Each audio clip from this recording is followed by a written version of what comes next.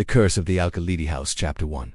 The move in the summer of 1997. The Al-Khalidi family moved into an old Andalusian-style house on the outskirts of Meknes, Morocco. The house was large, elegant, surrounded by tall olive trees, and sold at a shockingly low price. When Saeed Al-Khalidi, the father, asked the old seller why it was so cheap, the man simply said, "Take the house but don't stay in it after my." Saeed chuckled, thinking it was nothing more than an old man's superstition. The family consisted of Saeed, his wife Mariam, and their 3 children, Fatima, Adnan and Sarah. At first, life in the new house seemed peaceful. Too peaceful. Chapter 2.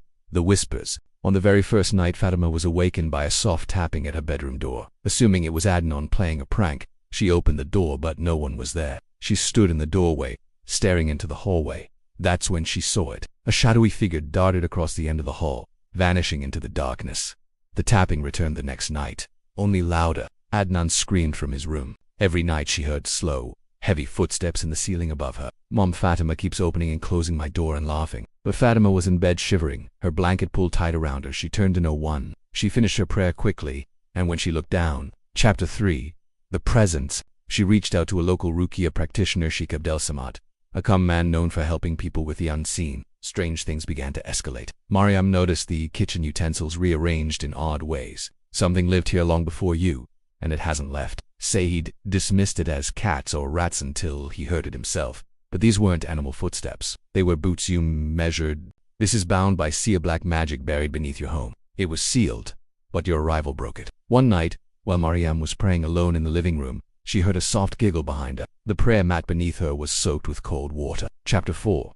The Sheikh. When Adnan began speaking to an imaginary friend named Abdel, but also no explanation. The moment he stepped into the house, he paused, closed his eyes, and then stumbled backward. "This place is not empty," he said. "It has an old pact." There, he found a cloth pouch wrapped in twine, buried beneath the fig tree.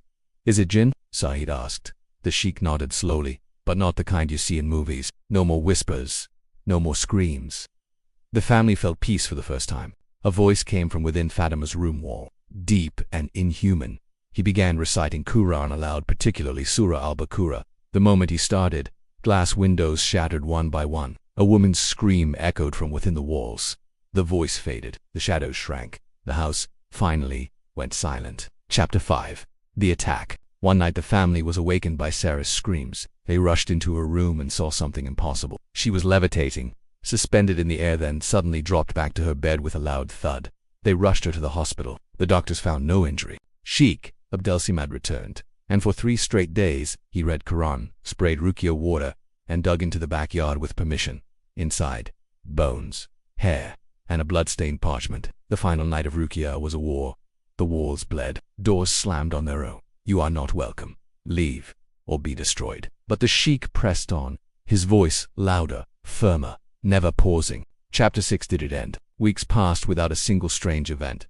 "It may be over," the Sheikh said, "but this house will always carry a scar." 3 months later, the Al-Khalidis sold the home and never looked back. But years later, in the dead of night, Saeed received a message from an unknown number. It was a photo of the old house, and in the upstairs window stood the faint, grinning face of a child. It wasn't any of his